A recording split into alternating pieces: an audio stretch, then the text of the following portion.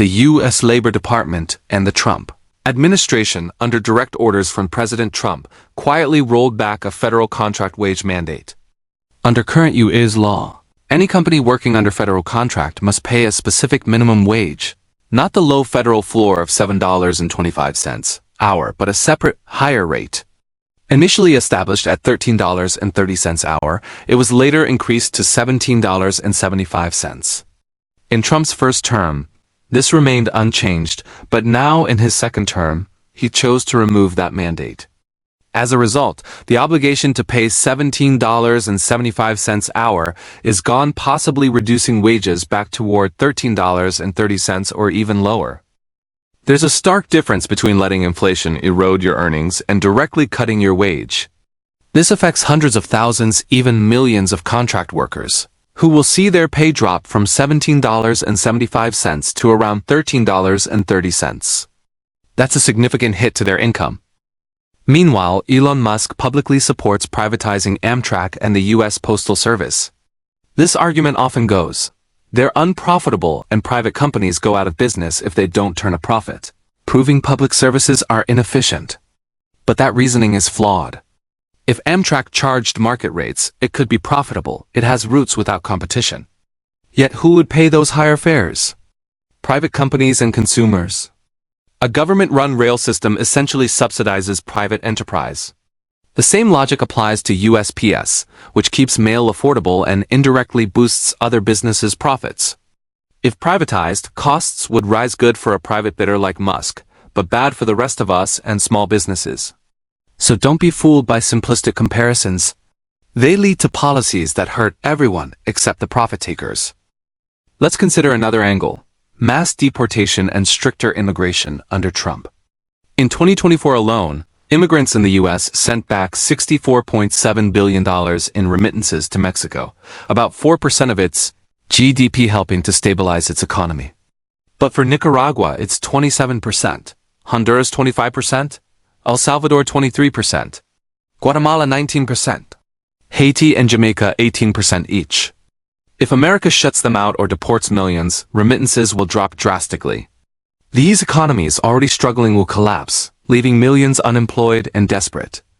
That instability breeds violence and drives migration, the very issue Trump claims to solve. Is it wise to cripple foreign economies and then wonder why problems come back to haunt us? No. Trump's anti-immigrant stance fits a classic pattern: blame foreigners, Mexicans, Canadians, Europeans for domestic problems.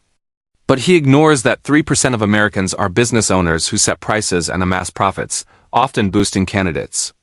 Real economic reform should target that imbalance, not scapegoat migrants. Now consider the attack on federal employees by Trump and Musk. Around 2.5 million civilian federal workers and another 2.5 million service military are being fired, not for efficiency, but for political show. Yet the number of federal workers has remained nearly constant for 60 years despite the U.S. population growing from 200 million to 340 million. That's a sign of broad efficiency, not bloat. If efficiency were the goal, they'd target state and local governments. 20 million civilian employees, not just federal staff, they can scapegoat. Firing tens of thousands nationally doesn't cut costs, it just overburdens the remaining staff. They'll be expected to do more for the same or lower pay, with little job security. Private employers have learned the hard way that stripping staff leads to burnout and lower productivity, and federal workers will push back too. What happens to those laid-off federal workers? They'll flood state, local, and private sectors, willing to work longer hours for less pay. That will suppress wages and working conditions across the entire U.S. labor force, hurting all workers. Trump and Musk aren't just attacking federal employees, they're undercutting every American worker. We shouldn't be fooled by the spectacle.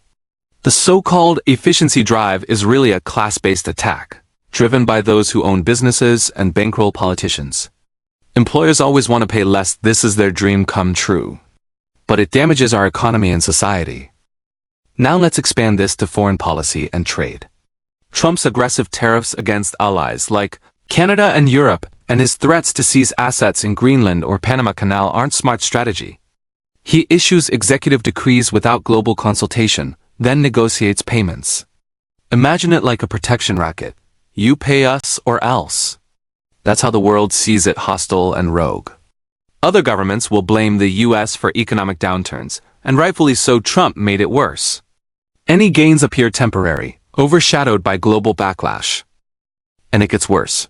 Trump's major donors are shareholders in firms exploring minerals in Greenland's strategic rare earths, vital for high-tech and AI industries. That reeks of insider profiteering.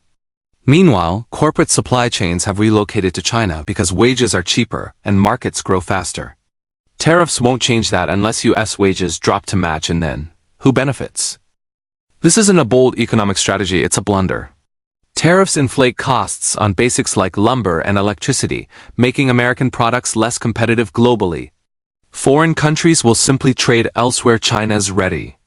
Trump's actions threaten to remake the global balance, but not in America's favor. Finally, consider how authoritarian states like China act through command decrees. The US under Trump is now matching that style.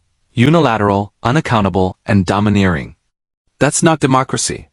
US universities have even revoked visas from foreign students discussing topics like Gaza genocide. Many Democrats are silent, and the progressive movement is under threat. Are we okay streamlining dissent and slashing public institutions? Both Democrats and Republicans may not survive this onslaught intact. Friends, this is more than politics. It's a crisis of American democracy. The employer class is driving a global, authoritarian, and class-based offensive. We must recognize it, resist it, and build a better alternative. If not, we become the rogue superpower, a declining empire of our own making.